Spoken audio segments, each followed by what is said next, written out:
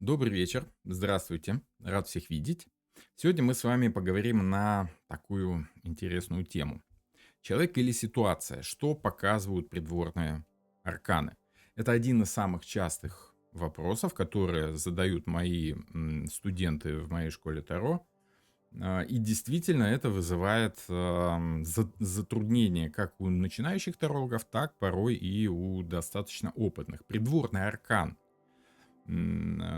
допустим, паж, либо рыцарь, королева, король, когда они выпадают в какой-то позиции, что они обозначают? Конкретного какого-то человека, какой-то определенный характер этого человека или ситуацию. И если ситуацию, то как понять, что это за ситуация, потому как в придворном аркане о ситуации что-либо сказать сложно. Ну что там у нас всего-навсего один персонаж, да, обычно с каким-то атрибутом, это масть, либо стихия, да, ну и парочка моментов, которые, в принципе, особо не проясняют ситуацию. Ну, давайте посмотрим. Во-первых, важно помнить, что лучше всего разбирать это все дело на каких-нибудь примерах. Ну, пример мы чуть-чуть попозже возьмем. Сначала давайте разберем основные принципы этих самых придворных арканов. Их буквально несколько, но они помогут вам понять, как работать с этими загадочными и, казалось бы, сложными картами. Ну, на секундочку, позволю себе напомнить, кто я такой для тех, кто уже знаком со мной, и для тех, кто впервые на этом канале. Меня зовут Пан Роман, я живу и работаю в Норвегии уже 15, почти 15 лет. Я практикую карты Таро в работе с клиентами, а интересуюсь этим волшебным инструментом уже около 25 лет. Соответственным образом, так как по одному из образований я преподаватель, я и занялся тем, что у меня получается хорошо, это преподаванием карт Таро. Поэтому, если вам интересно понять карты Таро действительно глубоко, действительно серьезно, докопаться до сути, то добро пожаловать на этот канал. Вам тут всегда будут рады и вашим замечательным вопросам, которые вы смело можете оставлять в комментарии, потому как я обязательно читаю каждый комментарий. Ну что ж, теперь давайте вернемся, собственно, к теме нашего сегодняшнего эфира. Напомню, что все темы мы с вами разбираем в прямых эфирах, что позволяет вам прямо вот сейчас в прямом эфире и задать этот вопрос. Либо уже в записи, да, если вы смотрите запись этого эфира, то эти вопросы можно оставлять в комментариях к уже записанному эфиру. Собственно, по придворным арканам. Если говорить в первую очередь, да, это то, что принято называть сигнификатором в традиции цыганского либо обычного традиционного такого гадания. Да? То есть пажи, рыцари, королевы и короли отлично подходят на роль сигнификатора, так как они в раскладах очень часто указывают на конкретного человека с определенным темпераментом, с каким-то определенным возрастом. Тоже можно определить возраст по степени взросления карты. Да? Пажи самые младшие, рыцари постарше, уже более деятельные. Ну и королевы и короли, опять же, завершают эту линеечку возраста. Социальный и психологический тип тоже может быть распознан с помощью масти и старшинства придворного аркана. В общем и целом, да, в большинстве случаев они указывают на какого-то конкретного человека с каким-то характером, и, соответственно, карты как бы рекомендуют нам обратить внимание вот на этого человека. Их как минимум 16 типов, либо психотипов, психологических, да, либо социальных, возрастных. В принципе, это достаточно большое количество типов для того, чтобы впихнуть туда какие-то более или менее наработанные психологические таблички, да, допустим, 4 на 4 как раз 16 и выходит. Если помните, в соционике как раз есть вот те самые 16 основных типов характера, да, которые волшебным образом почему-то совпадают с вот этой решеточкой 4 на 4, 16 придворных арканов. Однако, нельзя сказать, что они указывают на конкретного человека всегда. Очень часто, и надо сказать, а, Не то чтобы очень часто, практически всегда они, кроме того, что указывают на конкретного человека, они еще и определяют ситуацию, в которой ключевую роль играет человек с таким вот характером. Ну или энергия, соответствующая данному аркану. То есть, о чем идет речь? Когда карты Таро нам показывают какой-то архетип, они как бы говорят, будет важен этот архетип. В какой ситуации? Вот в той ситуации, в которой ты окажешься, да, главнее будут не обстоятельства, а то, как человек себя в них будет вести. Поэтому эта ситуация будет окрашена типажом этого характера. Да? Можно сказать, допустим, да, вот как привести пример. Если вы сходили на день рождения к какому-то человеку, и у вас там произошли какие-то события, кто-то уронил графин с коньяком, допустим, да, либо там подарили какой-то нелепый подарок, либо внезапно ворвался в разгар празднования ОМОН или еще что-нибудь такое веселенькое произошло, вы запомните это событие. Однако, если в течение вот всех этих событий, в течение этого вечера вам особенно запомнился какой-то человек своими яркими действиями, яркими словами, своей характерной динамикой, да, от него все зависело. Допустим, он очень ловко развел этот ОМОН, сказал, что вы ошиблись адресом, да, и они ушли по какому-то другому адресу.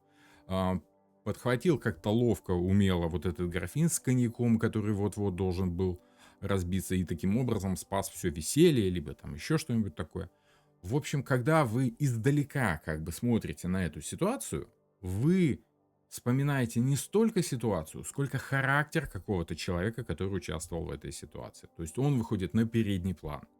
Вот когда появляется в раскладе придворный аркан, это значит, что вся ситуация окрашена красками этого характера. Он главнее всего, он важнее всего в этой ситуации. Не события, а характер человека. Допустим, если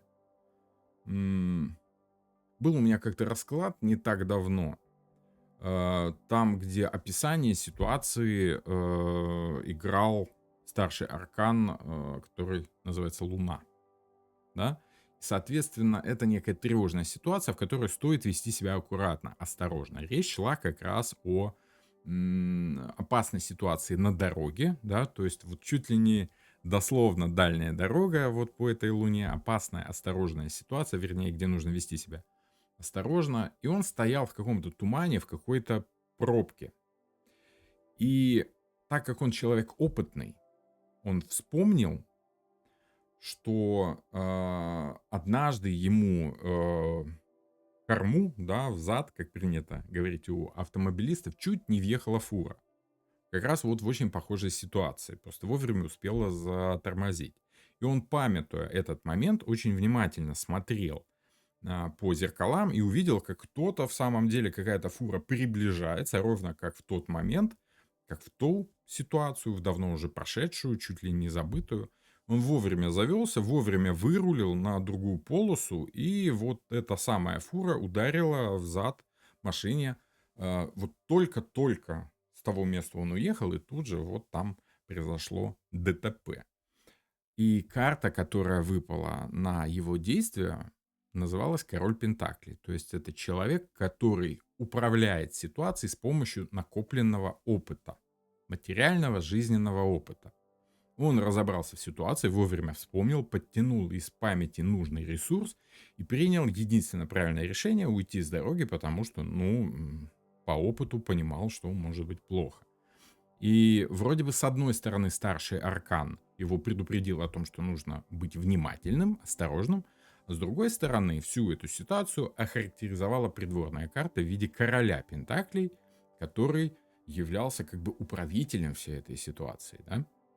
Собственно, вот об этом и можно говорить, что придворные карты обычно определяют ситуацию, в которую ключевую роль играет человек с таким характером. То есть это и ситуация, и человек одновременно, но человек как бы выходит на передний план, он важнее.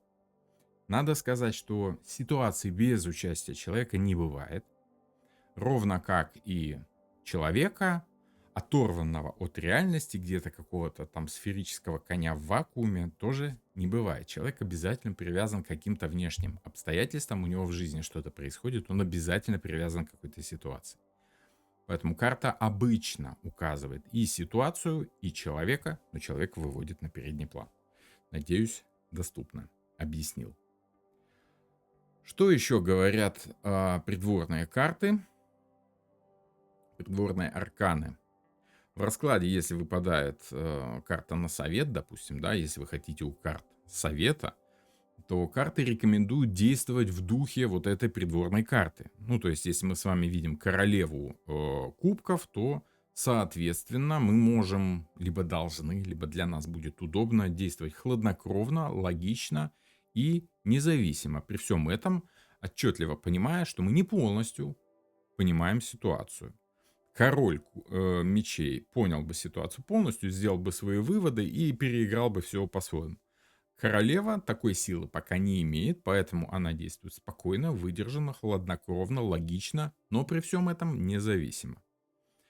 Карты могут не только рекомендовать действовать в духе вот этого самого характера королевы мечей, допустим, но и предупреждать о проблемах поведения такого человека. Допустим, королева мечей подсказывает нам, что, возможно, вы столкнетесь с человеком, возможно, с женщиной. Очень часто придворные карты обращают внимание именно на пол. Несмотря на то, что сейчас считается моветоном, да, задевать такие гендерные вопросы, но карты Таро штука достаточно традиционная. Поэтому по традиции, опять же, королевы очень часто это женщины, либо женский тип поведения, ну а короли это мужчины, либо мужской тип поведения. Так вот, королева мечей может нам в жизни попасться в какой-то ситуации. Опять же, напомню, раз королева выпала, значит, будет важен именно ее характер, а не обстоятельства этой ситуации.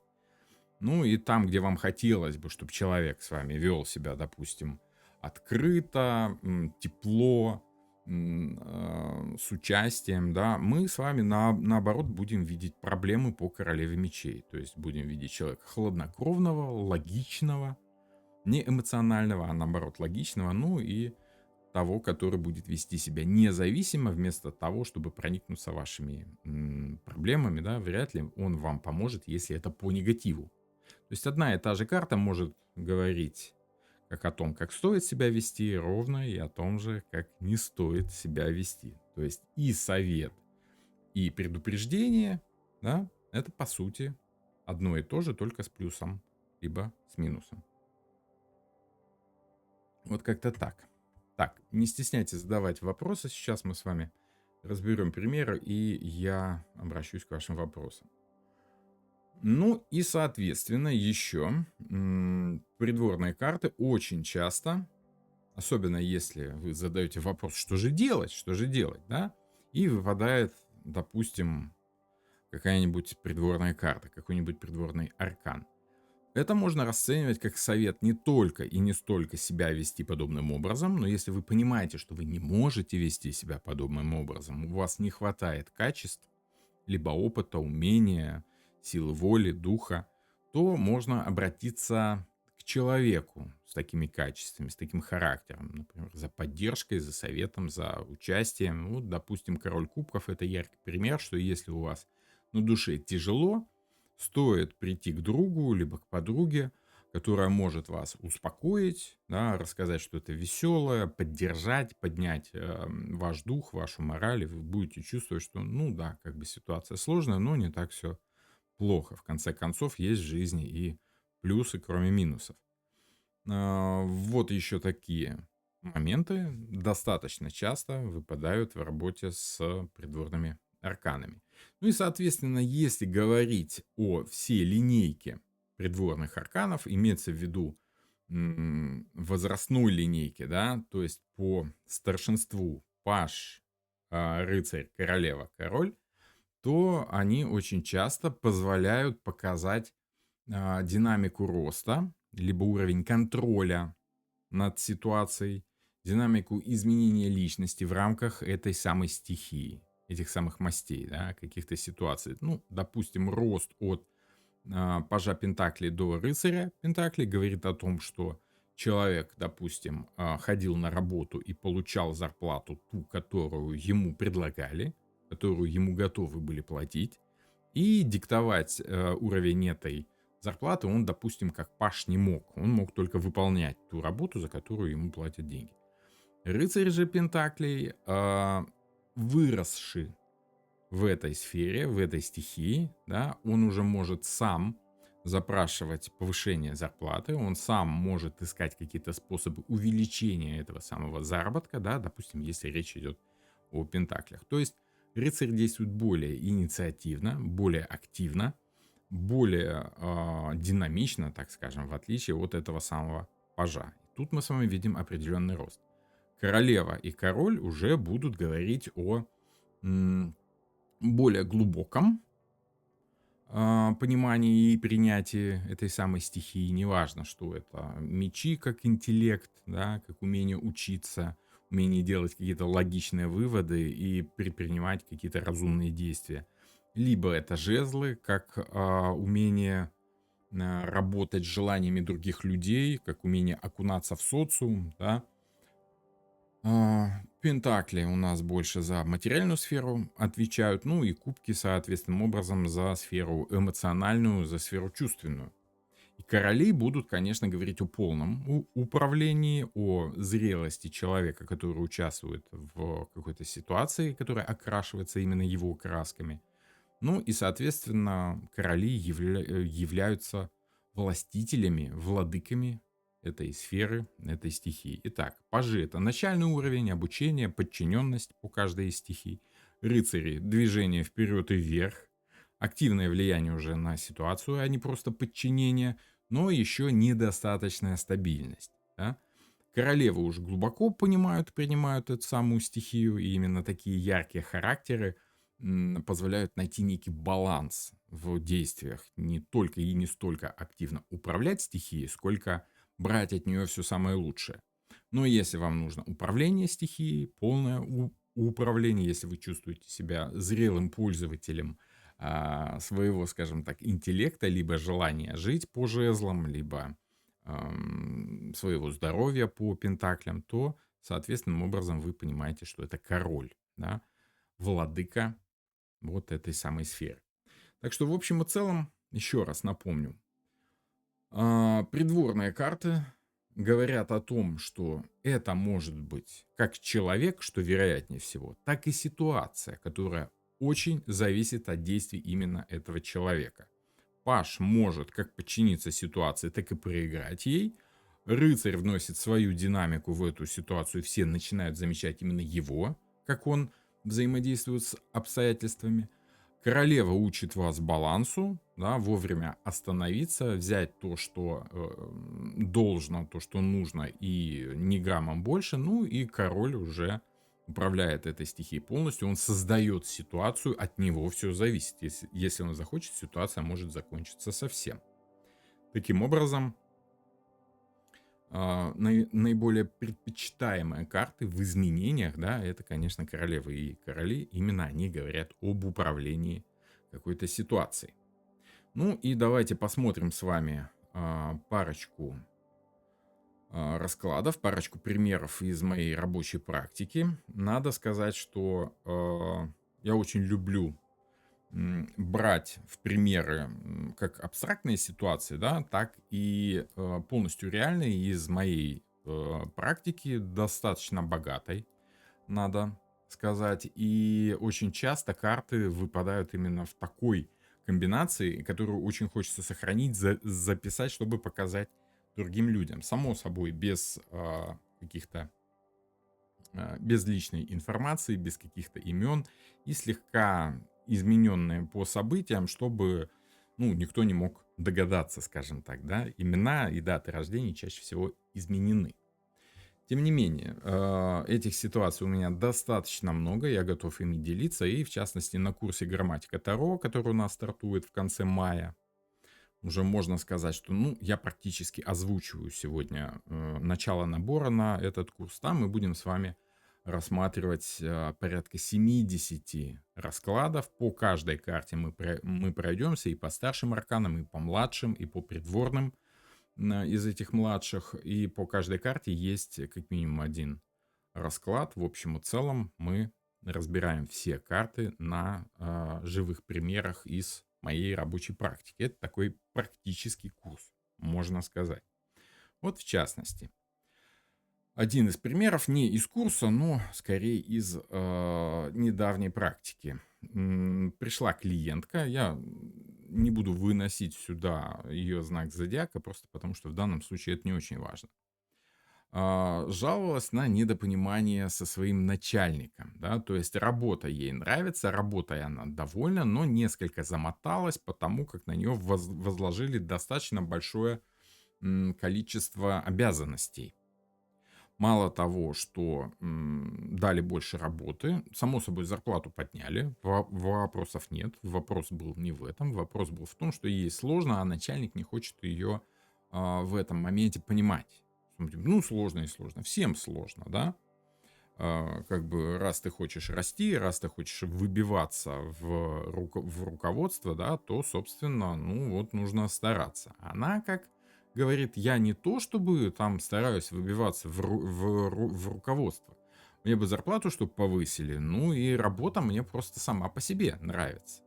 Не то чтобы мне нравится быть начальницей, мне просто нравится моя работа. Не суть важно, что за работа, важно то, что недопонимание с начальником происходит как раз по придворным арканам, потому как она, как вы видите, демонстрирует в своих действиях пажа жезлов. А я напомню, что это один из раскладов, который является достаточно популярным среди тарологов. Я им пользуюсь уже много лет. Более того, я его считаю одним из самых полезных раскладов, просто потому что взаимоотношения двух людей, они важны в любой сфере. И рассматриваться примерно вот по этому шаблону. Вот у нас человек слева — это начальник, вот у нас человек справа — это наша клиентка.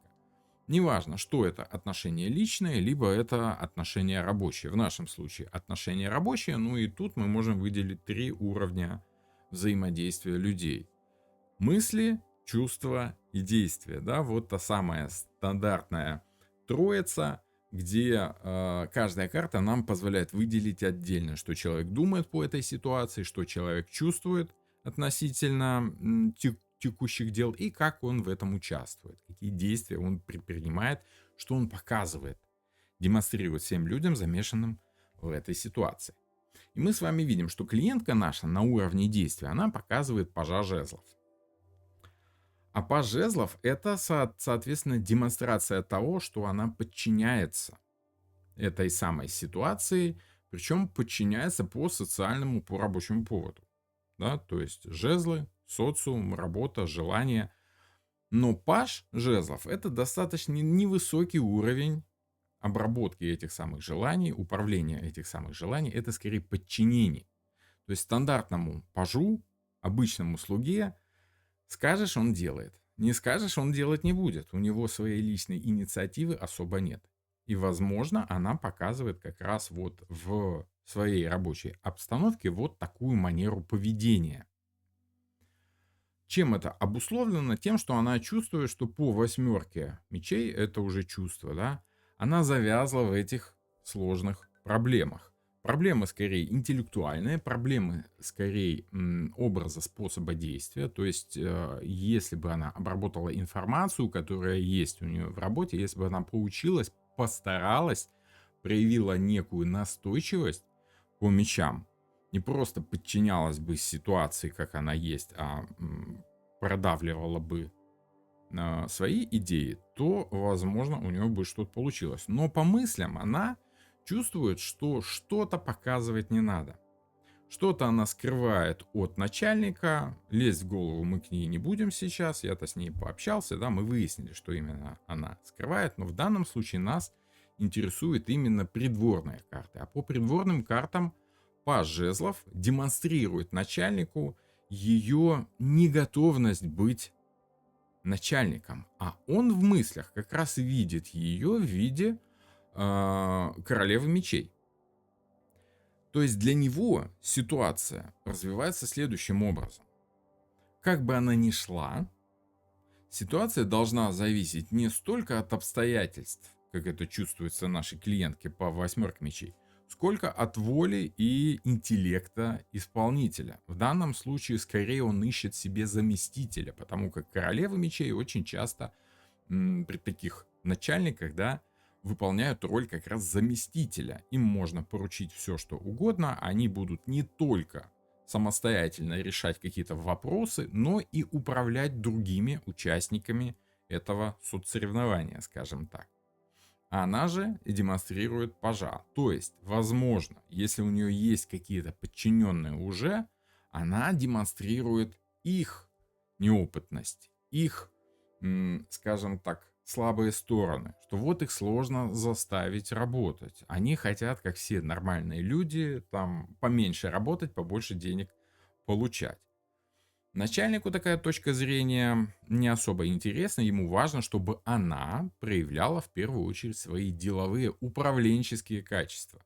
Была вот той самой независимой, той самой логичной, холодной, решительной такой начальницей. Да, вот королева мечей как раз образ начальницы, такой вот непреклонной, да, жесткосердной даже, где-то вполне может отыгрывать. Почему, зачем ему это нужно? Тут не очень понятно, почему, либо зачем, но почему больше можно откопать в чувствах. В чувствах башня, то есть это система, которая выстраивается для противодействия каким-то случайным событиям. Да, вот та самая молния, как случайность, как внезапность, как что-то, некий форс-мажор. Основная карта у нас с вами тройка пентаклей. То есть суть взаимоотношений двух человек лежит по тройке пентаклей. По тройке пентаклей важное, что у нас можно сказать о работе, что каждый должен заниматься своим делом. Каменщик кладет камень, архитектор чертит чертежи, монах оплачивает эту самую работу. Все они вместе строят храм, но каждый занимается своим делом. Нужно наладить взаимодействие этих трех уровней физического взаимодействия разных людей. Но каждый при этом должен оставаться на своем месте, должен выполнять свои функции. Так что основная идея взаимодействия этих двух людей — это как раз рабочее, профессиональное, коллективное взаимодействие, необходимое для построения какого-то дела, да, для там, ведения бизнеса, допустим. И вот эта башня скорее говорит о том, что для него важно взаимодействие в самой системе на разных уровнях этой башни. Именно выстроенная системная работа начальников и подчиненных позволяет в какие-то форс-мажорные случаи быстро заменить директора заместителем директора, да, и таким образом башня продолжает свое функционирование, несмотря на то, что директор, допустим, там выпал на больничный или еще на что-нибудь такое. Надо сказать, что все это дело было в разгар ковида, и тема как раз и вертелась вокруг вот этого самого страшного вируса, да, который выбивал из цепочки руководителей то одного, то другого на неопределенный срок. В общем и целом, что демонстрирует начальник вот этого самого мага? Маг — это человек, который четко понимает, чего он хочет. Я подозреваю, что наша клиентка просто не хочет слышать то, что он ей говорит. Судя по магу, он четко поясняет ей, чего он от нее хочет. Пообщавшись некоторое время с клиенткой, мы выяснили, что в самом деле фразы звучали, что в случае чего мне надо на кого-то надеяться, как говорит этот самый начальник. Поэтому ты там давай воспитывай в себе качество управленца. Мало ли что, уеду я в командировку, ты тут меня заместишь, пока меня там неделю-вторую нет. То есть по магу человек показывает свое желание, показывает ярко, настойчиво. И если клиентка не реагирует, ну, значит, она просто не хочет быть заместителем, не хочет брать на себя ответственность, скорее всего. Возможно, именно это по верховной жрице, вернее, вероятно, что именно это по верховной жрице она не считает нужным сообщать начальнику, потому что, возможно, боится, скажем так, потери доверия с его стороны. Ну, а где доверие, там и зарплата, и прочее, прочее. Вот такие дела. Вот как-то так. Тут у нас королева мечей, допустим, ярко продемонстрировала, что характер важен для формирования ситуации. Ситуация форс-мажорная может быть выправлена, да, ее можно вытащить с помощью некоего характера, который и будет эту ситуацию тащить на себе дальше. Ну а паж жезлов демонстрирует нам ситуацию подчинения, где все зависит от исполнителей, да, вот если они хотят, то они будут работать. Если не хотят, то работать не будут, да. Это не значит, что они будут хорошими пажами, это значит, что скорее человек спихивает свое нежелание, скидывает, да, сваливает, переадресовывает свое нежелание работать на подчиненных. Надо сказать, что именно эта версия с клиенткой сработала хорошо, она сделала определенные выводы, через некоторое время была положительная обратная связь от клиентки, она сказала, что прояснила этот сложный момент с начальником, они договорились, он ее там перевел в какой-то в другой отдел, где она счастливо продолжала работать, не заморачиваясь какими-то там, скажем так, командирскими функциями. Вот примерно таким образом у нас с вами может разворачиваться характер придворного аркана. Напомню, что по всем придворным арканам мы проходимся в курсе грамматика Таро. Там обязательно мы говорим о разнице, о разной степени влияния каждого придворного аркана на ситуацию. Ну и само собой стихии. Стихии, они дают основное ощущение движения человеческого желания по этой самой ситуации. Как пойдет, да? Еще один расклад. Девушка интересовалась мыслями, чувствами и действиями мужчины, с которым она не так давно познакомилась. И, соответственным образом, ситуации еще никакой вроде бы нет, да? И она задает вот тот самый сакраментальный вопрос. Что он думает, что он чувствует и что он собирается делать по отношению ко мне. Расклад очень общий. Так как у нас нет особых исходных данных, то мы скорее гадаем, нежели рассчитываем как-то грамотно арканы. Тем не менее, это не мешает нам держать в голове основные ощущения по этим самым картам. Допустим, чувства.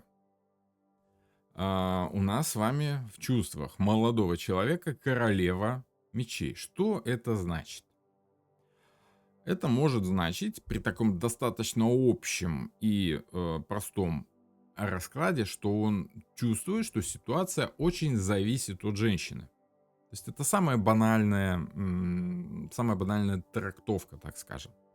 Мы, конечно, можем пойти чуть-чуть дальше, охарактеризовать женщину, что он может чувствовать ее как гордую, независимую, умную и сдержанную женщину, которая контролирует ситуацию, но не может контролировать ее полностью.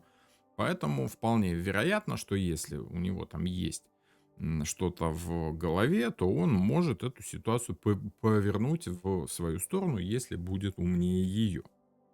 Однако, смею заметить, что ощущение, вернее, чувство человека по поводу ситуации общения с этой девушкой выходят на план личности вот этой самой девушки. Причем не столько эта личность именно та, которая есть на самом деле является. Это не значит, что наша клиентка в самом деле королева мечей. Это значит, что он ее такой видит. Ну и, соответственно, он чувствует, как нужно себя вести, как нужно действовать в такой ситуации. Во-первых, чувства человека влияют как на мысли, так и на действия. Определенным образом действия зависят как от мыслей, так и от чувств, но напрямую именно чувства воздействуют на действие человека, на образ его поведения, на манеру поведения. Мысли по Луне, по той же самой Луне, да, сконцентрированы скорее на общем принципе безопасности. То есть он понимает, что нужно вести себя осторожно, аккуратно, что, возможно, там есть что-то не столько опасное, сколько сама ситуация может быть, скажем так, несколько должна быть пройдена несколько аккуратнее. Дорога извилистая, легко спугнуть. То есть можно сказать, что девушку легко спугнуть. Вот такие мысли у него могут витать в голове. Как же он будет действовать? Действовать он будет по рыцарю Пентаклей. То есть, либо у него, скажем так, от природы богатая внешность, то есть он может продемонстрировать какую-то фигуру, какие-то мышцы, да, то есть какую-то красоту свою неземную, и действовать он будет активно в этом плане.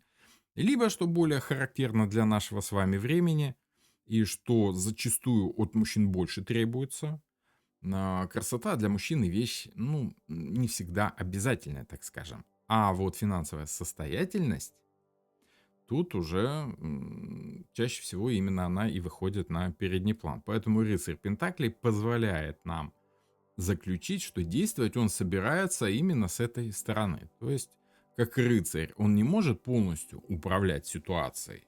Да? Если бы он был королем Пентаклей, я бы сказал, что он ей будет предлагать какие-то подарки, дорогие рестораны, отдых там где-нибудь на Гуа, либо еще там где-то. Ну, то есть брать физической стороной, финансовой, материальной стороной жизни. Рыцарь же не имеет широты выбора, да, и будет действовать несколько ограниченно, но будет стараться что-то придумать, будет стараться вести себя активно. Поэтому мы можем быть уверены, что как минимум звонить он будет первым. Рыцари часто звонят первыми. Да? Это вот королям не всегда нужно звонить первым. Да? Ну, вот рыцари считают, что от них требуется какая-то активность, что нужны какие-то действия, и они очень часто стараются действовать.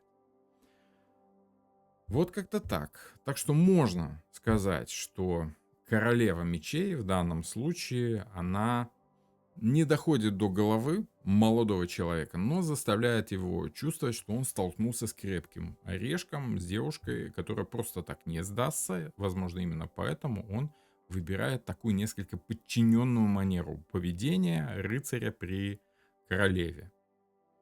Ты сильнее, поэтому ты скажи, что делать, а я уже тебя задобрю правильными действиями. Более того, добавлю чего-то такого вот своего, да, своего интересного. В общем и целом, примерно так.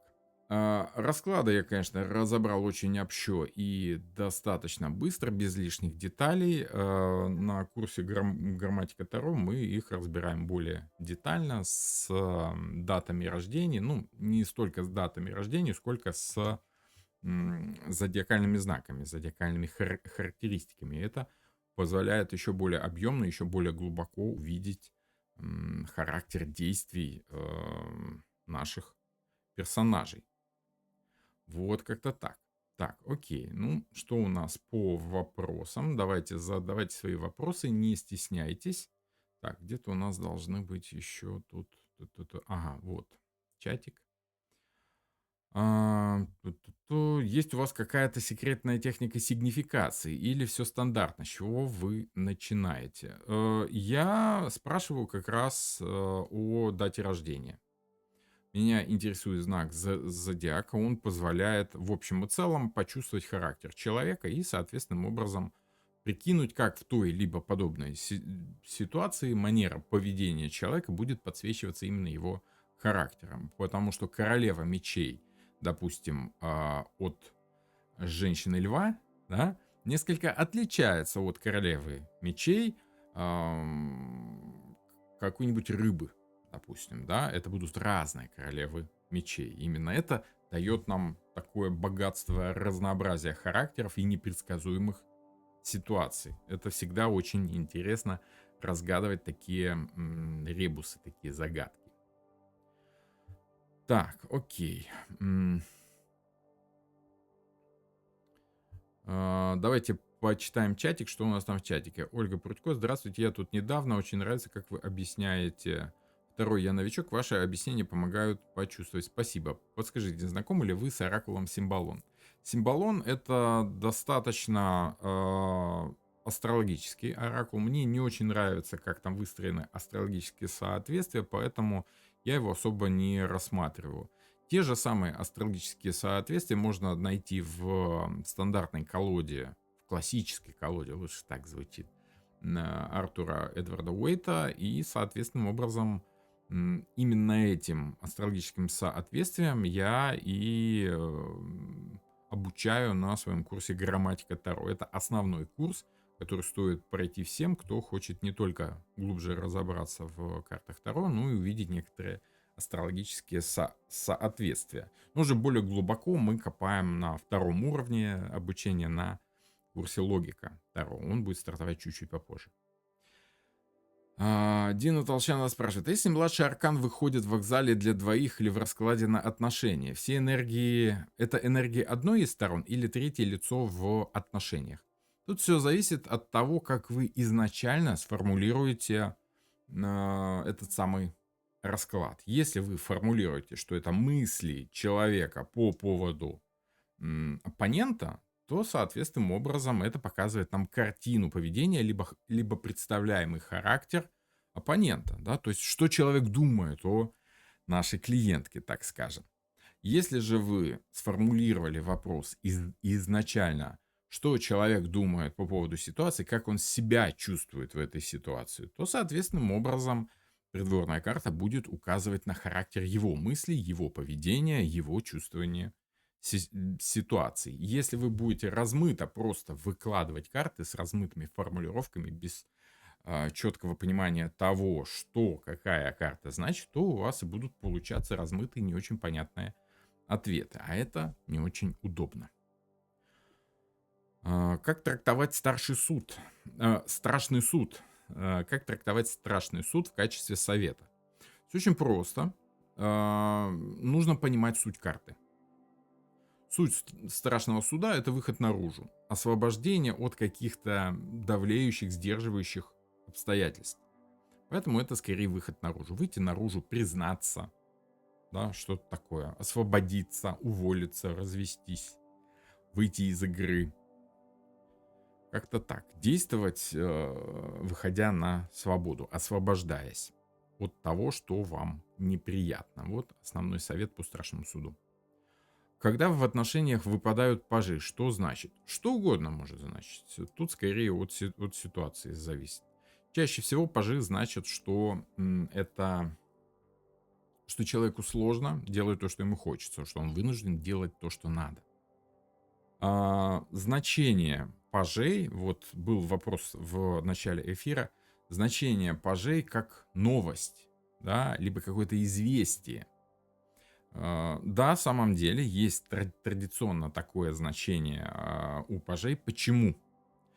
Это как раз связано с видением того, как раньше была устроена жизнь. Раньше же не было телефонов, не было интернетов, да?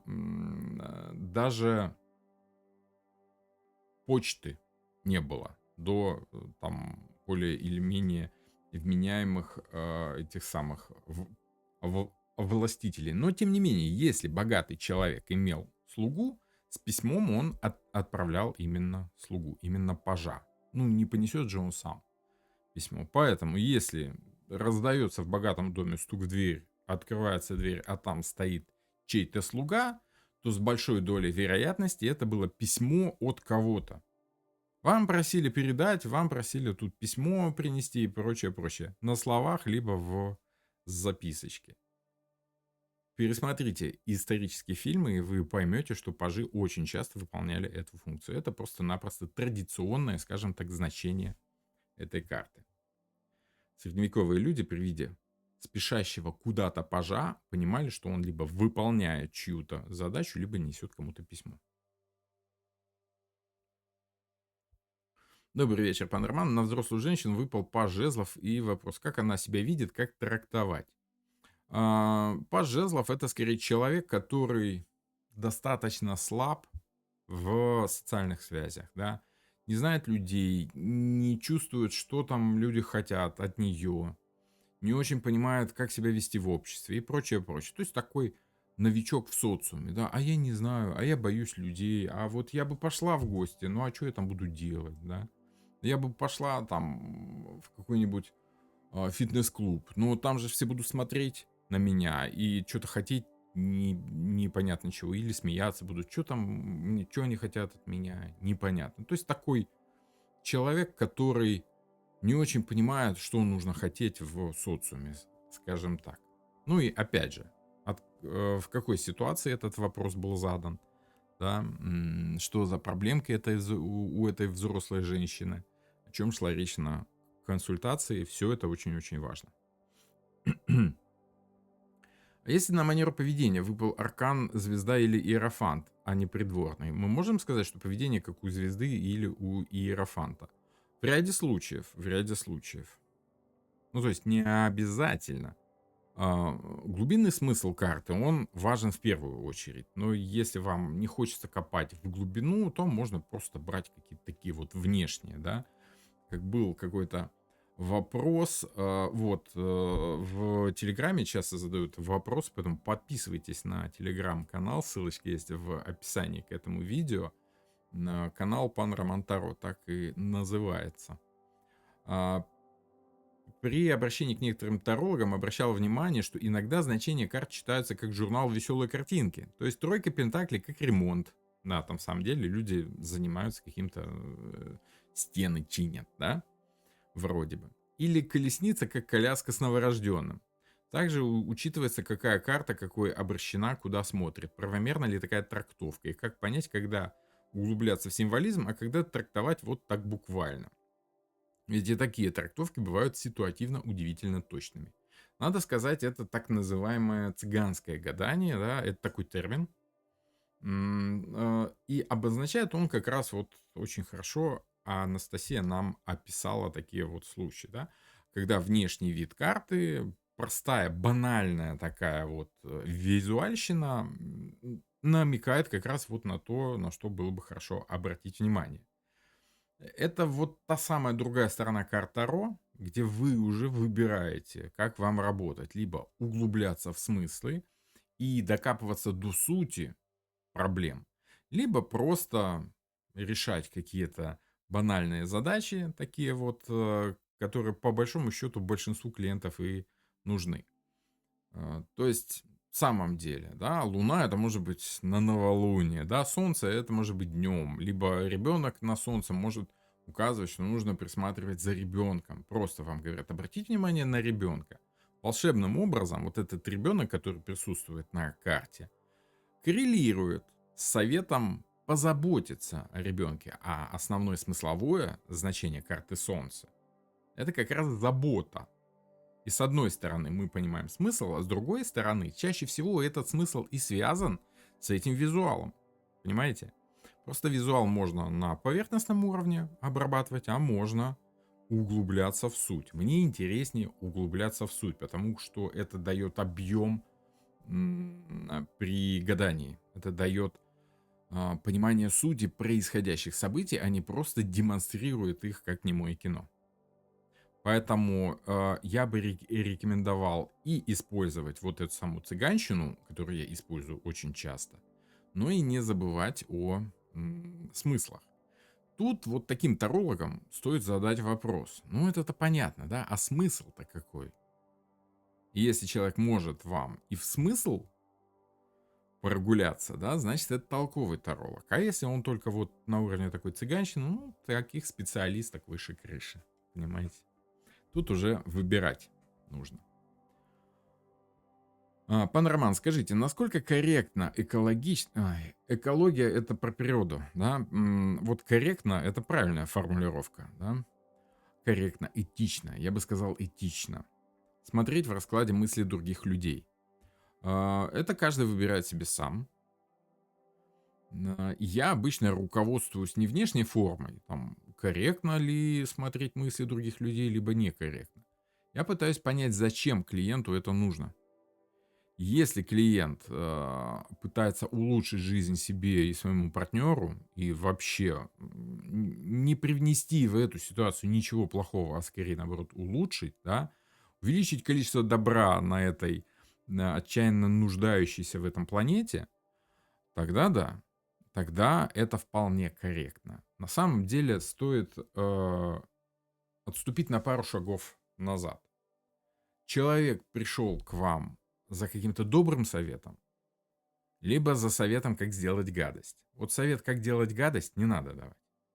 А как улучшить жизнь человека? Ну, в любом случае этично. В любом случае, если вы хотите увеличить количество добра, это всегда этично. Другой вопрос, что иногда для того, чтобы приготовить омлет, приходится разбивать скорлупу яйца. В общем, это такая философская тема. на, Точно ответ на вопрос, который вам не подскажет никто. Не делайте другим людям того, чего не хотели бы в свой адрес. Вот и все. Это, я думаю, самый лучший совет. В любой работе с людьми.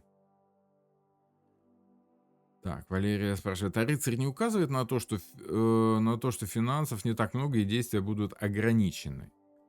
Вот на это указывал бы Паш Пентаклей. Рыцарь Пентаклей знает, где подзаработать, если надо.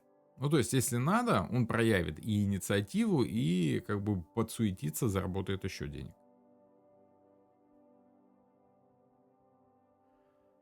Так, The Gates of Eden спрашивает, расскажите, пожалуйста, за колоду карт Таро Вороны Смерти, как она вам в работе? Не знаю, такую колоду не работал. Вороны Смерти.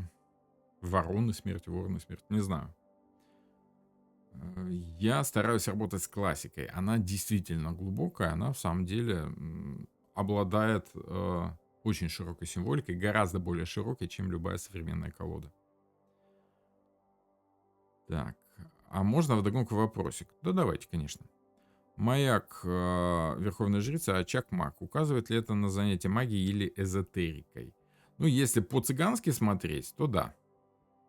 Если же углубляться в смыслы, то Верховная Жрица — это все, что скрыто.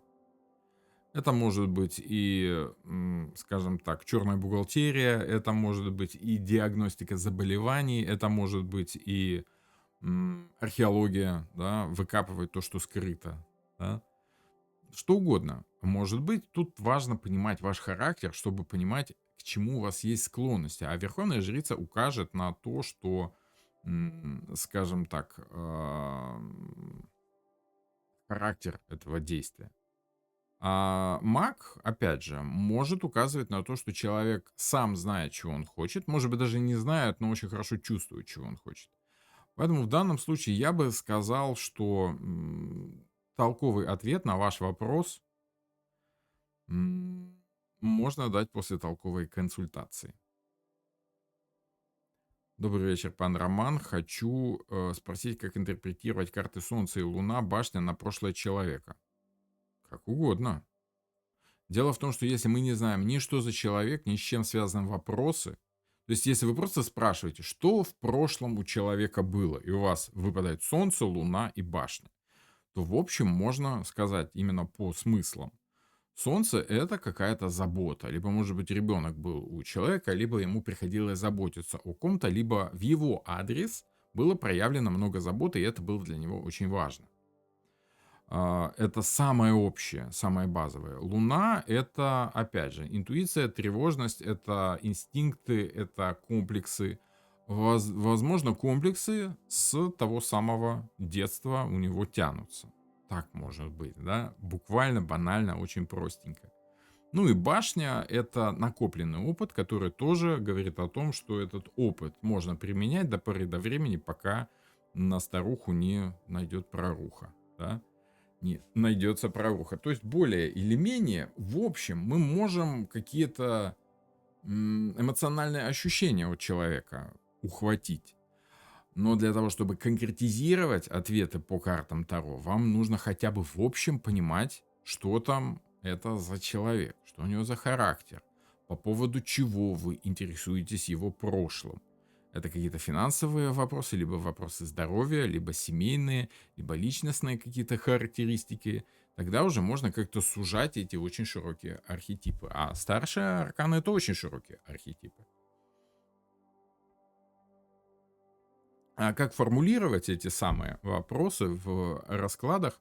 Ну, приходите ко мне на курс «Грамматика Таро». Там мы как раз и учимся формулировать вопросы, разрабатывать ответы разбирать ответы через расклады и прочее, прочее. Как-то так. Пан Роман, Таро Кроули, почему вас не заинтересовало? Ну, во-первых, это очень личное Таро, очень талантливого человека, без сомнения, очень талантливого человека. Но вот его взгляд на жизнь, его философия мне не зашла просто потому, что каждая философия отражает взгляд отдельно взятого человека. Да? У Канта своя, да, у Ницше своя, у Кроули свое видение мира, своя философия. Вот она мне не зашла. Она слишком, скажем так, эгоистично окрашена, если говорить о Алистере Кроули. Ну, там такой характер, такой человек, именно за счет своего характера он и стал таким знаменитым. Поэтому ничего плохого я в этом не вижу. Люди нужны разные, ну, не обязательно эти разные люди должны мне нравиться. Мы достаточно интересно пообщались с Олегом Телемским вот на тему колоды Алистера Кроули. Можете посмотреть эфирчик на моем канале. Там я несколько более подробно об этом говорю. Так. Здравствуйте, пан Роман. Тоже интересно услышать ответ на вопрос, который пропустили выше. Как при раскладе прямыми картами определяется позитивное и негативное? Исключительно исходя из контекста ситуации, исходя из общения с клиентом и отталкиваясь от вашей интуиции. Гадание на картах Таро не зря называется гаданием. Что-то где-то приходится угадывать просто потому, что рассчитать все по картам Таро невозможно. Это нереально. На 78 карт на весь наш существующий мир нам приходится угадывать конкретику каждого символа и, соответственно, складывать, понимать, приходить к определенному выводу, исходя из того, как эта символика отыгрывается в этой ситуации. Ну, в отношениях, допустим, да, карта мечей не часто отыгрываются позитивно, просто потому, что это сам принцип отделения себя от человека и попытка понять его логикой. Логика — это противоположная сторона эмоций. Это как бы противник эмоций. Поэтому любви мечи скорее мешают. Но сесть и по уму разобраться очень часто помогают. Другой вопрос, что не всем этого хочется. Это вот фраза, ну, нам надо поговорить, да, уже говорит о мечах. Это уже не очень приятно в общении между любимыми людьми. Там уже чувствуется какая-то отрицательность. Тем не менее, она же, эта отрицательность, может быть чрезвычайно полезной. Добрый вечер. Почему на шестерках в колоде Уэйта всегда по трое человек? Есть ли здесь какая-то связь с тройками? Спасибо. Сложно сказать, это надо скорее спрашивать у нумерологов. Вообще колода Уэйта, она очень широка скажем так, по возможности с разных сторон заходить в символику. Там и количество людей, и планы изображения, передний план, задний, и вот те линии, которые прорисованы между человеком и задним планом. Многие спрашивают, что значит вот линия, да, между человеком и задним планом в карте Таро. Однозначного ответа Уэйт и Памела Колман Смит не дали, мы можем только догадываться. Часто это разделяется на важное и неважное, на личное и внешнее, на какое-то эфемерное и реальное. Это мы уже трактуем так, как нам кажется правильным. Но, тем не менее, разделение какое-то в картах есть, и понимать его нужно по-своему. Количество человек тоже можно понимать по-своему. Ну, на каждую эту самую, на каждую мысль в карте Таро есть 2-3 варианта ответа, поэтому именно поэтому это такой волшебный, удивительный инструмент, который позволяет нам трактовать это абсолютно по-разному. В каждой карте в каждой шестерке, если речь идет о шестерках, мы можем с вами по-разному объяснять эту троицу. Допустим, в шестерке Пентаклей, там, где у нас каменщик строит стену, мы сегодня уже видели эту карту, архитектор чертит чертеж, а монах за все это дело платит.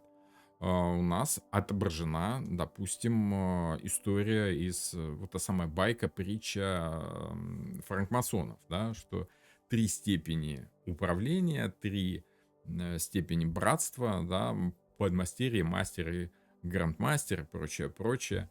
В шестерке мечей, допустим, мы просто видим 3 уровня взаимодействия с ситуацией. Силовое, восприимчивое и подчиненное. Там ребенок, женщина и мужчина. Мужчина может делать и делает, женщина принимает это, а у ребенка ничего не остается. Трактовать это можно как угодно, и вот такие вопросы было бы хорошо задать именно Артуру Эдварду Уэйту, но, к сожалению, на данном этапе мы с вами задать их не можем. Вернее, задать-то мы можем, ответов мы вряд ли получим. Пан Роман, гадать легче только на прямых картах или на колоде с перевернутыми? Это как кому? Если вам попроще, тогда проще на прямых и перевернутых, и колода вам сама подсказывает, как бы, что хорошо, что плохо. А вот если вы хотите понять смысл ситуации и дать действительно отдельный совет, там стоит гадать только прямыми, потому что вы рано или поздно приходите к пониманию того, что в жизни у человека что-то происходит. И что-то из этого является хорошим, что-то является плохим, но в общем и целом оно не хорошее и не плохое, оно такое, какое оно есть. Кисло-сладкое такое, и не прямое, и не перевернутое. И вот каждая карта Таро просто говорит о чем-то. Это как дождь. Вот если дождь идет, это плохо или хорошо. Но если вы хотели идти загорать, то это плохо. А если вы хотели собирать грибы, то это хорошо. После дождя как раз идут хорошо грибы. Да? Поэтому каждая карта Таро — это просто понимание того, что происходит. А уже хорошо это или плохо, конечно, стоит отдать человеку. Я сторонник прямых карт. Просто потому, что видеть только негатив в какой-то ситуации я уже давно не в состоянии. Потому что в каждой ситуации, кроме негатива, есть еще и позитив. Нет худа без добра.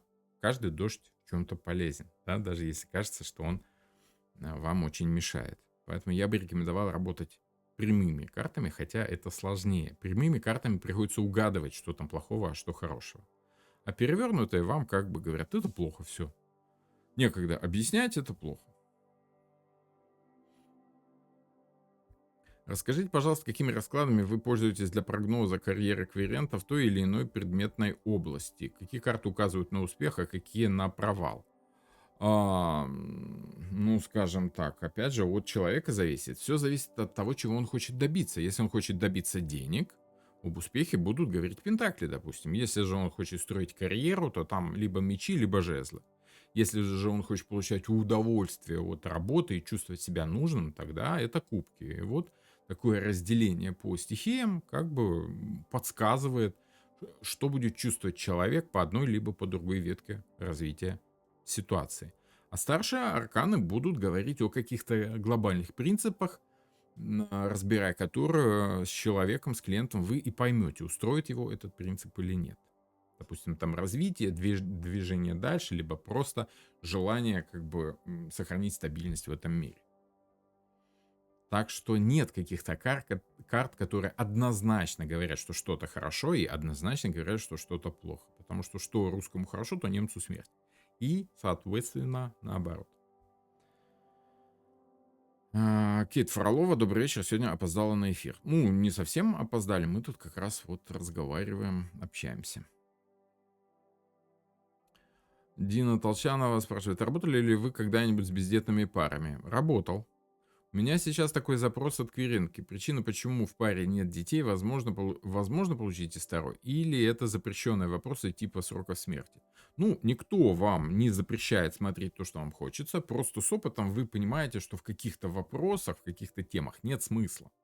Нет смысла их рассматривать просто потому, что либо человек не понимает, либо вы придерживаетесь каких-то слишком странных взглядов для обывателя и не можете как бы опуститься на его уровень. Запрещенные темы для себя каждый таролог выясняет с опытом. Вот. Я могу сказать, что вот как раз вопрос по поводу бездетности для меня является очень, скажем так, очень деликатным. Я стараюсь такие вопросы не брать просто потому, как я тяжело переживаю большое количество негативных эмоций там от клиента, либо от ситуации и прочее, прочее. Плюс я не очень хорош в раскладах на здоровье, так скажем. А вот такой вопрос по поводу бездетности как раз очень часто коррелирует с физическим здоровьем одного либо другого участника пары, да. Поэтому я стараюсь такие вопросы не брать. Но если беру, то рассматриваю скорее психологические какие-то аспекты, психологические и, скажем так, те, которые нельзя четко сформулировать. Это и не психология, это и не физиология, это что-то сродни там, вопросам судьбы, кармы и прочего такого вот. Это такие вопросы, которые при формулировке как раз начинают звучать как-то так очень шизотерически, да. Вот, поэтому легче их просто не формулировать, легче просто общаться с людьми на эту тему, пытаясь им прояснить, почему у них как бы вот что-то получается, что-то не получается.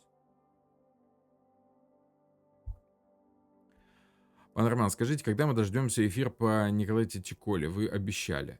Надежда, я понимаю, что я обещал, но вы должны понимать, что я несколько не такой человек, как большинство ютуберов. Возможно, именно поэтому мой канал пока еще даже не набрал 100 тысяч, хотя я всячески это приветствую. Поэтому там лайк, комментарий — это то, что обязательно на каждом эфире со стороны зрителей.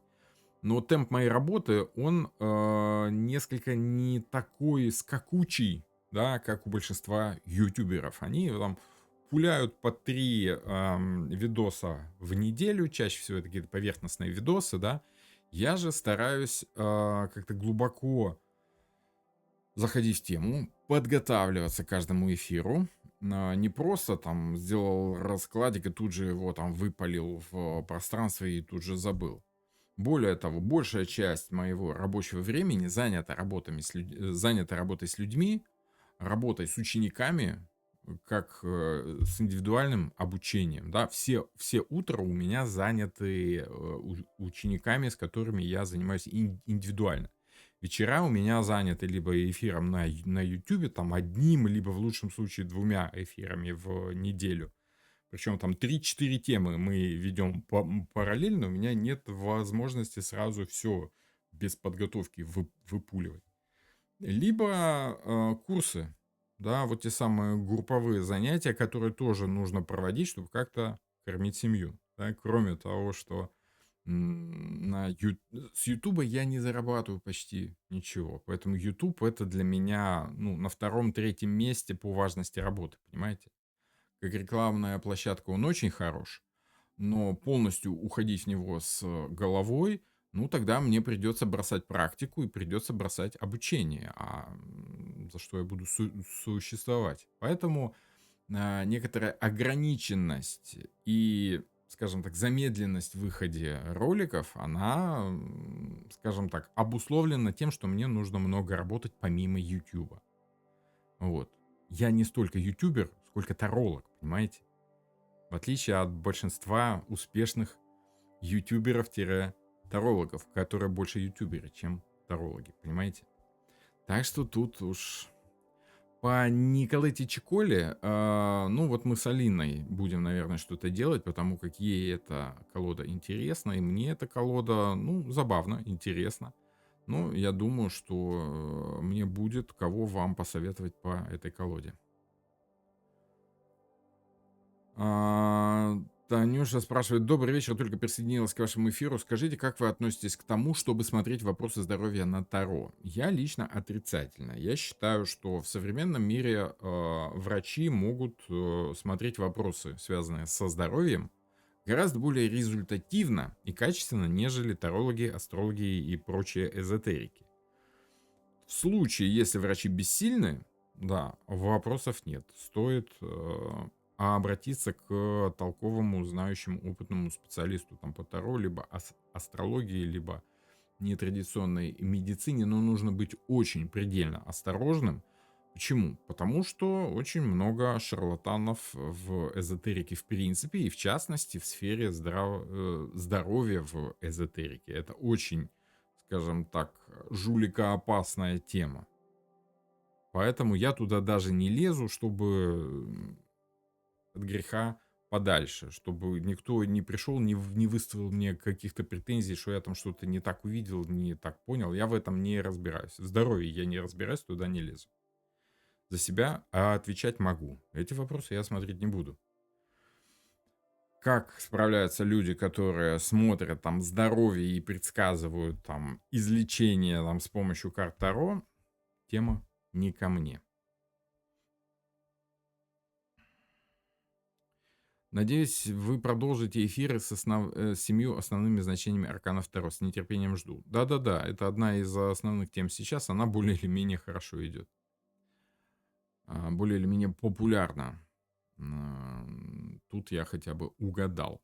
Я же говорю, как ютубер я не очень ловкий, не очень успешный, поэтому некоторые темы, да, я запускаю такие не очень популярные, за что потом расплачиваюсь и страдаю, скажем так, понижением интереса от зрителей. Пан Роман, как вы относитесь к связи Таро и сефиротических энергий? Спасибо. Каббала и карты Таро связаны непосредственно, как и астрология и карты Таро, как и нумерология и карты Таро. Это, скажем так, дело вкуса. Это одна из сторон, через которую в Таро заходить удобно. Поэтому, если вы хорошо разбираетесь в Каббале, в древе сферот, тогда это скорее поможет в картах Таро. Другой вопрос, чтобы разобраться в Каббале со всеми сферотами, сферами, сефирами, по-разному их называют, ну, там нужно не один год потратить. Это гораздо сложнее, чем астрология, допустим. Вот, там нужно определенное переформатирование, даже не столько сознания, сколько образа мысли, да, тогда возможно и через сфероты зайти в Таро. Ну, еще раз, это сложно, сложно. И каббала, как правило, требует достаточно серьезного жизненного опыта для понимания. В средние века вообще считалось, что раньше 40 лет допускать человека к обучению к каббале нельзя, смысла нет. Не поймет человек. Так что принимаю, само собой, что связь там есть непосредственная, но тема не моя, поэтому я туда не лезу. Допустим.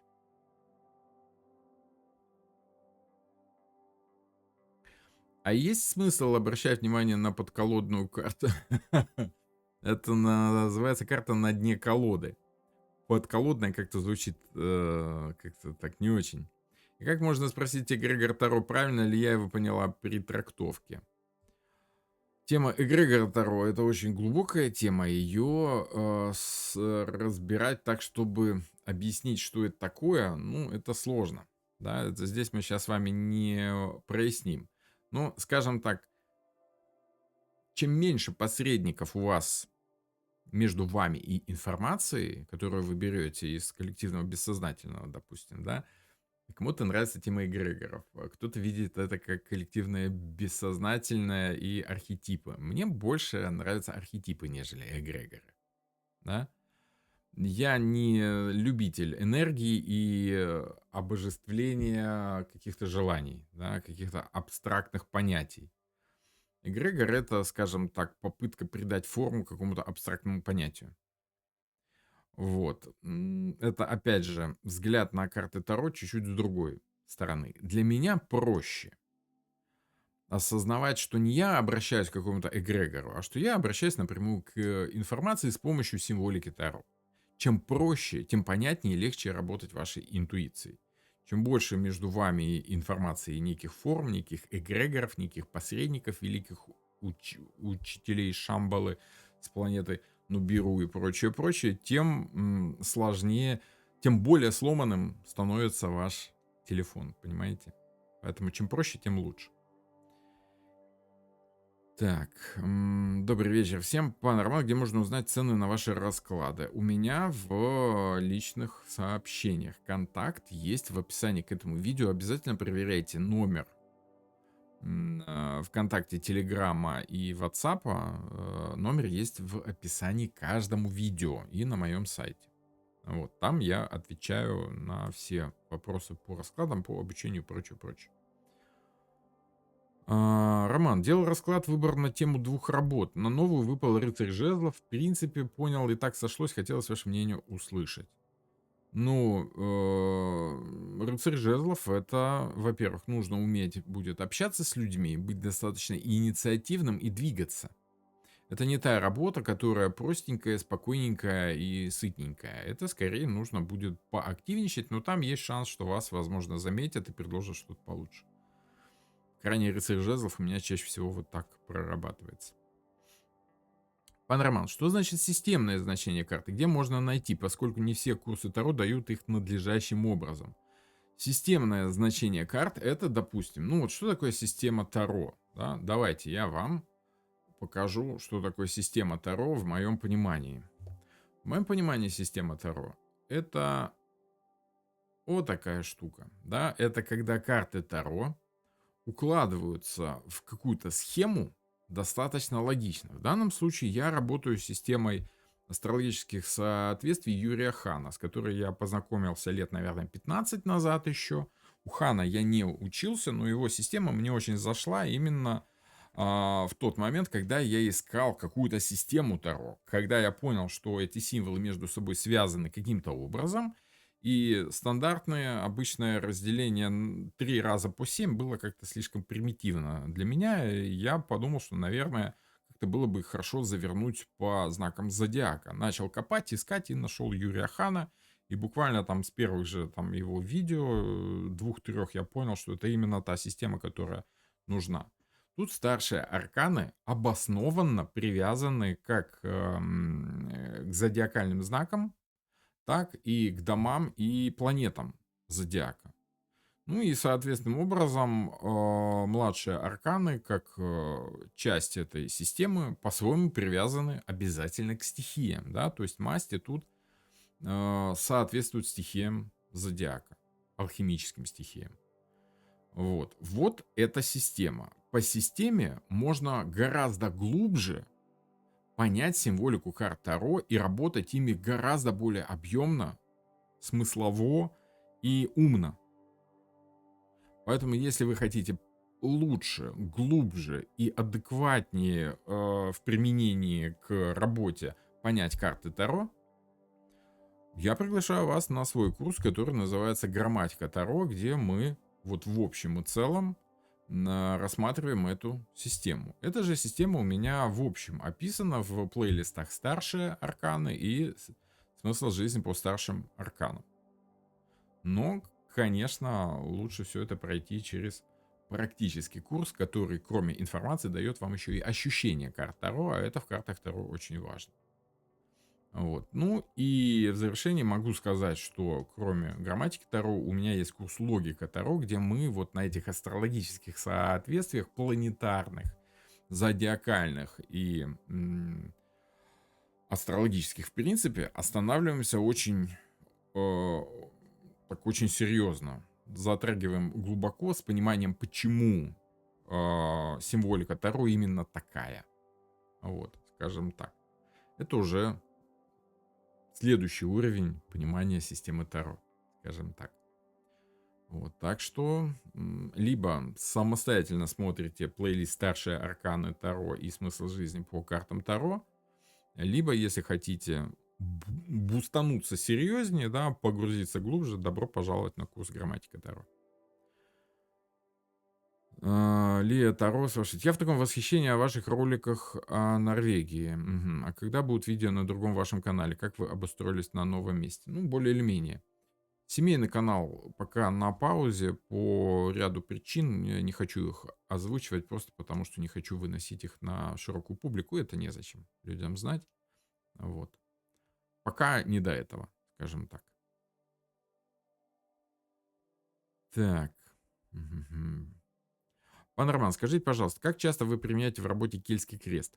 Постоянно. Это основной мой расклад, который позволяет мне понять, что у человека в жизни происходит. Уже по одному этому диагностическому раскладу можно понять, что не так у человека. И, соответственно, следующие расклады можно не делать, если мы сразу выясняем причину, выясняем проблему, то там и без раскладов, и без карт Таро порой бывает легко понять, что надо делать, если человек внезапно понимает, что проблема не в этом, а проблема вот она.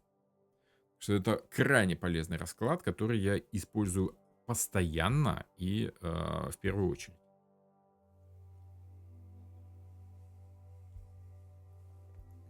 Пан Роман, а вы закрываете колоду определенным образом? Если да, то как? Закрываете что имеется в виду? Если как хранить, то храню я их обычно вот тут у себя, рядом с рабочим местом, в таком вот, том самом, в таком, как это, кейс, бокс, не бокс. Что такое? Одна, вторая. Ну, еще там у меня лежат колоды, стоят. Что значит закрывать? А вы пользуетесь прямыми вопросами «да», «нет»? А вы пользуетесь прямыми вопросами «да», «нет»?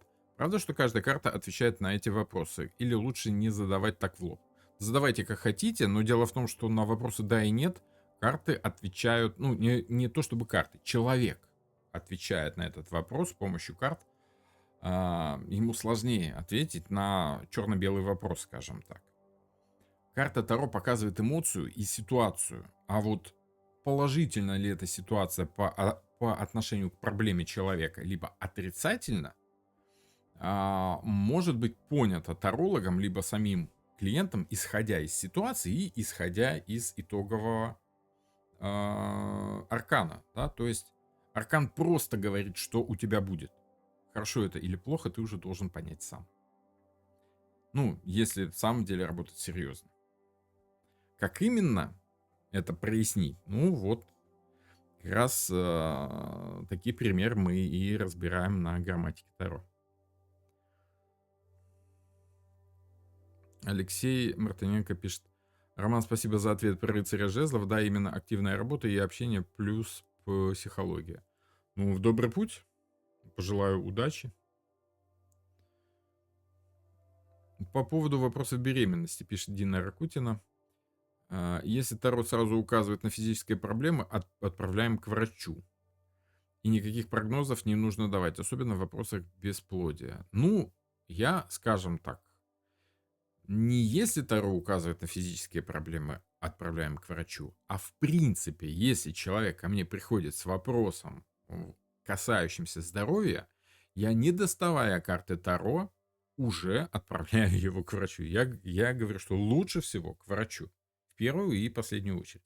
Если уже по всем врачам были и все разводят руками, ну, тут уже как бы окей. И то, как бы, я стараюсь не давать какие-то советы, просто потому что советчик в плане здоровья из меня не очень. Я пытаюсь прояснить человеку ситуацию. И уже с какими-то новыми данными, какой-то новой, возможной, теоретической информацией я направляю человека еще раз к врачу. Поговорите с врачом, с психологом, там, с гинекологом, с кем там надо говорить, да, вот, уже вот с этой инфой. Скажите ему, что может быть у вас вот что-то такое. У врача спросите. То есть я не то чтобы совет даю. Я говорю, ну, спросите вот это у врача. Или это у врача спросите. Может быть это. Но ни в коем случае я не позволяю себе ставить диагнозы картами Таро. Так, нас приветствует тот Гермес. Приветствую, приветствую. Здравствуйте, здрасте. Всегда рад видеть. Нет, по поводу закрывать колоду, это первая и последняя карта после раскладов. Не, я таким не заморачиваюсь. У меня карты Таро, я их перемешиваю после расклада, собираю, перемешиваю, когда с клиентом прощаюсь, и просто ставлю себе на стоечку. Вот хороший вопрос от Ольги в Телеграме. Здравствуйте, по каким картам можно уточнить фигурную карту? Например, если на вопрос выпадает король, и я хочу уточнить, это незнакомец или в кругу общения, или может родственник? Ну, если хотите уточнить, и у вас есть вопрос еще один, вот в таком случае можно вытащить еще одну карту с формулировкой «это где?», да, или «это я знаю этого человека или нет?». И там уже пытаться понять по карте, что она вам отвечает. Мгм. Мгм. Будете ли вы возвращать рубрику «Какой аркан на картине?» Спасибо. Да, временами будет, временами будет. Просто не так часто попадаются такие, ну, толковые какие-то картины, да, чтобы там какая-то такая мысль. Если бы я специально сидел и их мониторил, искал, у меня, к сожалению, не так много времени, чтобы постоянно каждую неделю какую-то толковую картину разбирать. Но есть интересная идея. Ну, как интересная идея? Она уже там у всех заезжена, но тем не менее, я думаю, что я смогу сказать пару своих слов в тематике «Давайте разберем фильм по картам Таро», да, по основным архетипам, или книгу какую-нибудь. Это можно будет попробовать, ну, не зря же я филолог по одному из образований, там, может быть, что-то будет интереснее. Так, Дина пишет, говорю, как человек, на котором поставили крест, усыновили 2 деток и через полгода беременность. Сейчас малыш смотрит эфир со мной. Да, знакомая ситуация, есть такое дело, бывает. Это связано с одним интересным, скажем так, эффектом, с одним интересным моментом. Человек, когда перестает сильно стараться, у него в конце концов это получается. Да?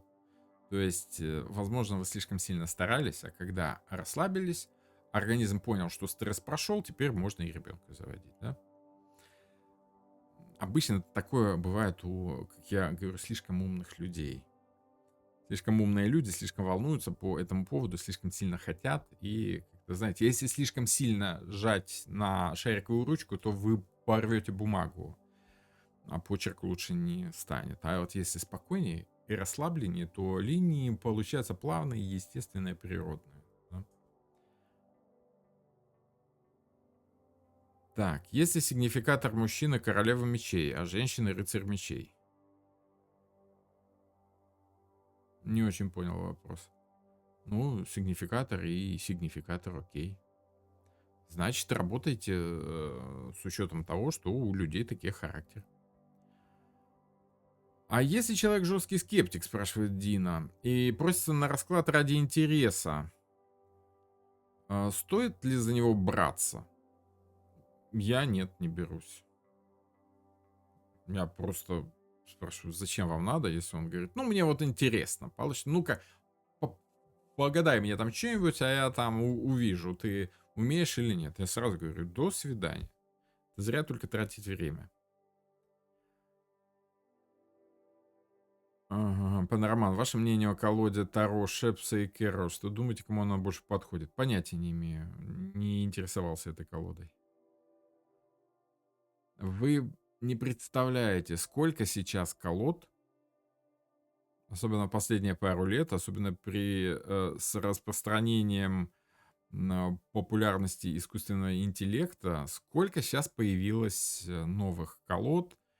Не факт, что хороших. Может быть, есть среди них какие-то хорошие, но это уже, знаете, просто как хлынул поток, и разбираться в этом никаких человеческих сил нету. Есть классика, которая работает хорошо, да, это, как знаете, очень похоже на то, что есть какие-то там на Mercedes, Audi, Volvo, да, и есть много-много-много каких-то китайских машин, которые все одинаковые, все разные, еще непонятно, хватает их на пару лет, и есть какая-то классика. Я сторонник классики в этом плане.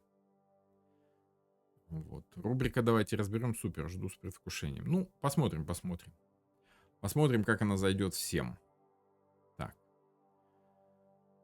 хорошо, хорошо. Ну что, да, надо как-то повышать популярность канала, потому как что-то я, ну, не то чтобы забросил, но ютубер из меня слабенький. Вот, поэтому как-то так, ну, канал не особо развивается, хотя, конечно, хотелось бы. Вот, я все жду, сколько нам, 20 тысяч, чуть больше, чем 20 тысяч осталось до 100 тысяч, да, ну, как 1/5, ну, на самом деле много. Так, хорошо. Ну, на вопросики более или менее ответили. Увидимся с вами на следующей неделе.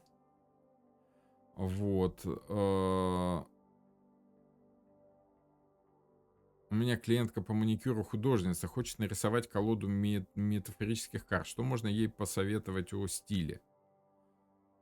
А, Можно посоветовать по Таро не рисовать новую колоду Таро. Их и так больше, чем надо. Это раз. А о стиле, то, что ей нравится. Если художник будет специально рисовать в каком-то стиле, пусть рисует в своем стиле. Это будет самое правильное. Художник, в принципе, должен рисовать в своем стиле. Если он там начинает приспосабливаться под чей-то стиль, то это уже такое что-то.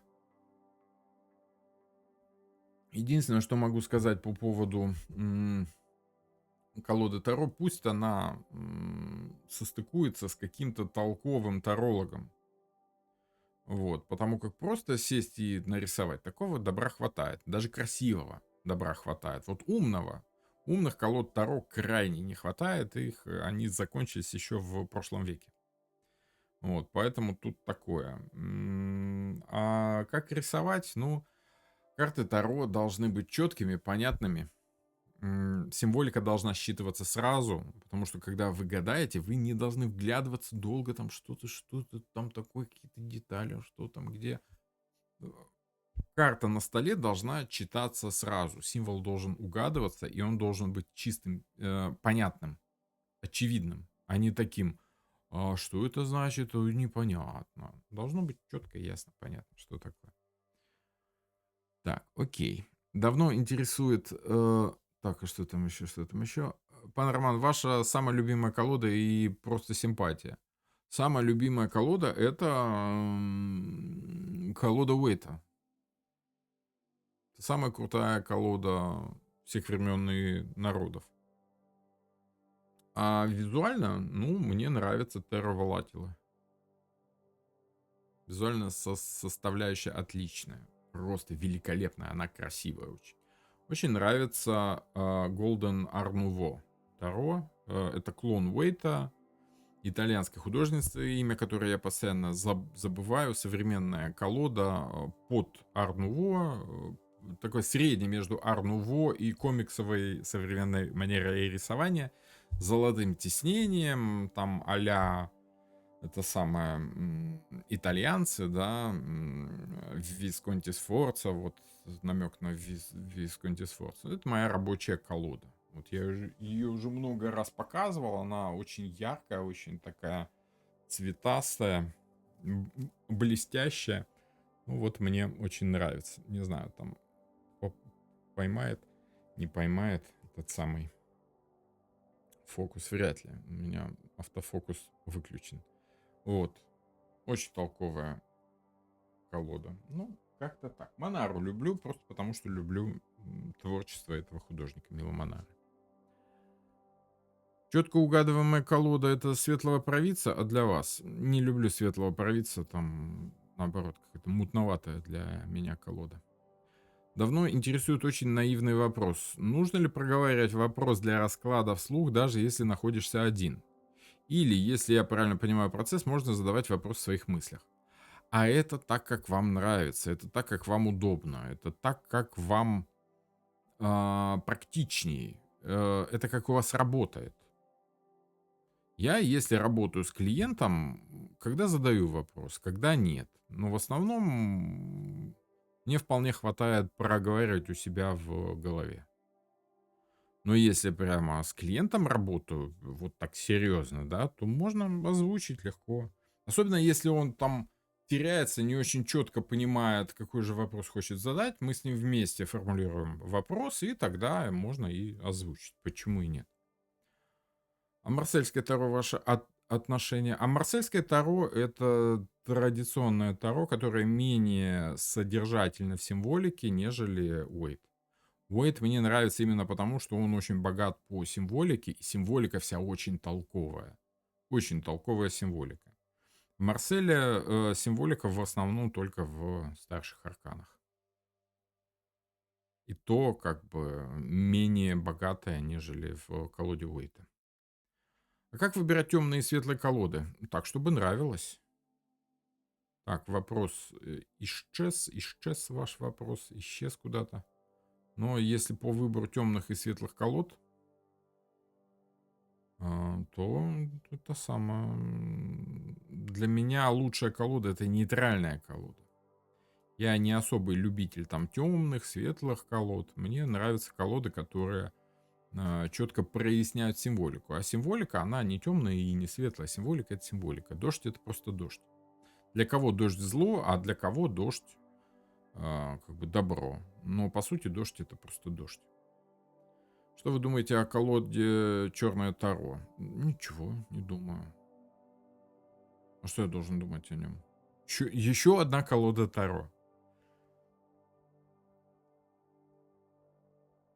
Слышала, что Таро отвечает на вопрос только если правильно его задать. Ну вы же вопрос задаете себе, а не картам Таро. Карты Таро — это символы, которые содержатся у вас в подсознании. Карты Таро — это картинки, это картонки с нарисованными на них символами. Жизнь этим символам дает человек. Обрабатывает информацию, которая поступает к нему из интуиции, сам человек. Вопрос должен формулировать сам человек.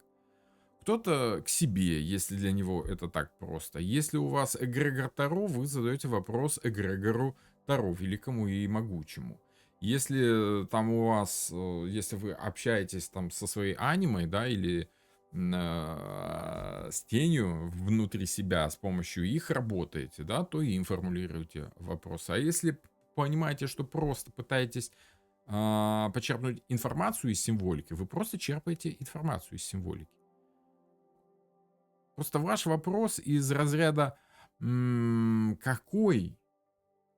каким стаканом я напьюсь качественнее? Вот стеклянным граненым, либо вот фужером хрустальным, либо там какой-нибудь оловянной медной кружкой, да, либо там фарфоровой чашечкой. Из какой я лучше утолю жажду?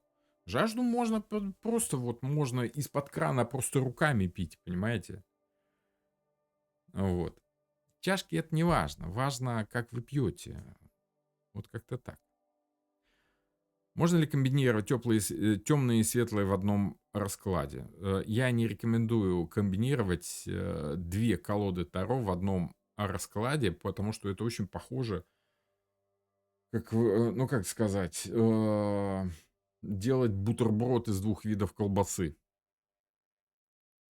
Либо рыбу ложить на мясо и так есть, говорите, ну какой необычный рыбно-мясной бутерброд без хлеба. Да, ну то есть зачем?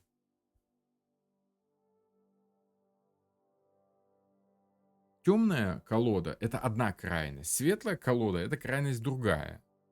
Бросаться в крайности, ну такое, только если вы рассматриваете крайние какие-то ситуации. То есть если вы рассматриваете темные стороны человека, какую-то злость, негатив, да, какие-то проблемы, комплексы, психологические сложности, ну, берите темное. Если же человек у вас спрашивает, что хорошего меня ждет в будущем, ну, берите светлую колоду, если вы любите видеть только одну сторону жизни. Мне больше нравится классика, потому что она не темная и не светлая, она сбалансированная. Она просто указывает на символику.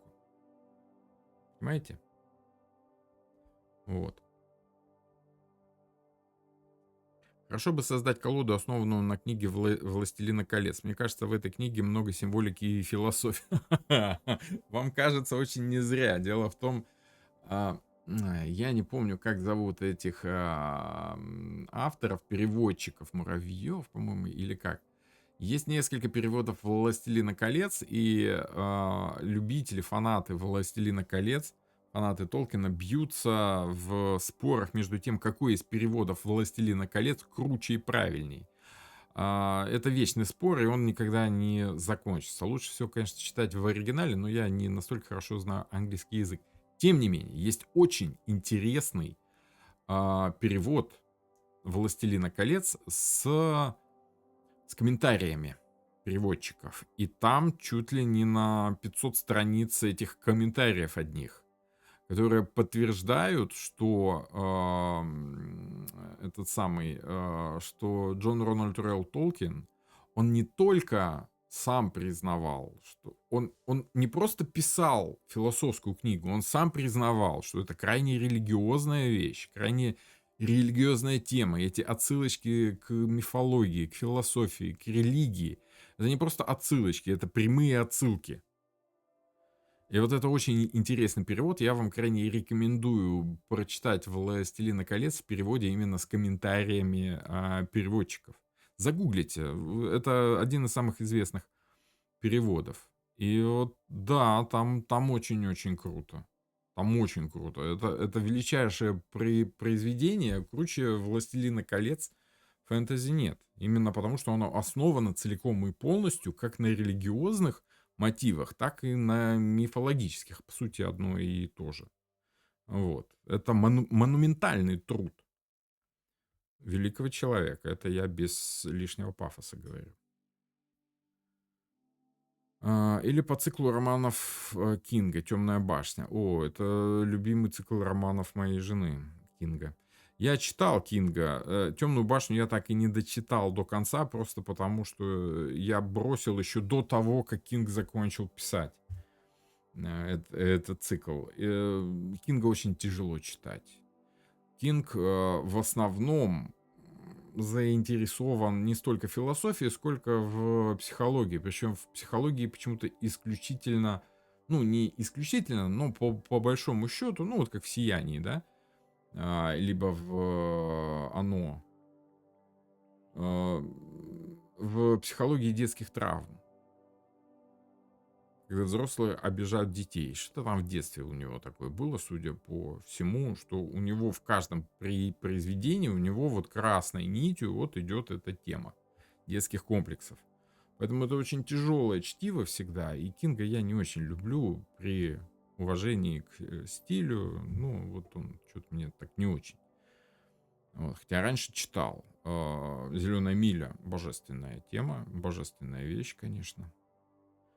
Таро Безумной Луны вам нравится. Да, нравится, но я и не говорю, что как бы, мне много чего нравится. Мне нравится как классика, так и black metal, допустим, да, на секундочку. То, что я вижу и принимаю крайности, не говорит о том, что я в эти крайности впадаю. То есть я ж тут не увешан весь этой блэк-металлической символикой там и прочее, прочее. Ну и Рахманиновым тоже я не ударенный на всю голову. Понимаете? Я и то могу слушать с большим удовольствием. Битлз люблю, и там Sex Pistols, и что угодно. Понимаете? Как читать в потоке? Как рассказ, выкладывая по одной карте по цепочке. А поток у каждого свой, поэтому просто пробуйте и сами поймете, как это. У всех по-разному, это как, не знаю, как плавать. Есть общие какие-то принципы, но по итогу все равно вам придется в воду окунуться и понимать, как вам удобнее плыть. Ирина Сидоренко спрашивает, если смотришь отношения партнеров, необходимо брать 2 колоды или достаточно одной? А зачем 2 колоды? Я вообще не очень понимаю, зачем работать 2 колодами. У вас что, символики станет в 2 раза больше? Нет, нет. Дело в том, что если вы смотрите отношения, вы смотрите отношения одного человека в отношениях с другим человеком. Да? То есть это какая-то общая ситуация. В этой общей ситуации, как бы всю эту общую ситуацию можно объяснить с помощью символики колоды Таро. Одной колоды Таро достаточно, чтобы объяснить всю символику. Зачем вторую? Зачем, ну, скажем так, покрывать сахарный леденец, зачем его макать еще в сахар? Смысл какой?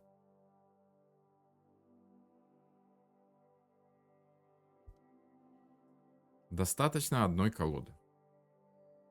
Более того, достаточно одной классической колоды на все случаи жизни.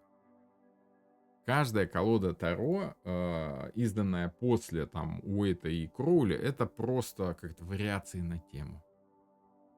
Понимаете? Просто выбираете на свой вкус. Но вот без классики понять Таро нереально, невозможно. Поэтому я бы вам рекомендовал все-таки обращать больше внимания на классические колоды. Это Кроули, Папюс, обязательно Уэйт, Марсель, что-то такое вот. Вот такие дела. Добренько, хорошо. Давайте на этом будем закругляться. Почти 2 часа у нас с вами прошло. Увидимся с вами на следующей неделе. Очень рад был вас сегодня всех видеть. Такая 2-недельная пауза у нас была. Увидимся на следующей неделе. Продолжим и 7 значений карт Таро. И продолжим темный гримуар. Надо его добить в конце концов. И 78 дверей тоже. Вот. И есть еще пару интересных тем, которые я хочу пощупать, попробовать, как они зайдут. Если зайдут, то продолжим. Вот. Потихонечку будем развивать канал. Но это больше от вас зависит, от ваших лайков, комментариев. Особенно хорошо будет работать, если вы прям будете делиться ссылочками на эфиры, на видео. Это будет прям самое результативное. Рад был всех видеть. Увидимся на следующей неделе. Всем пока.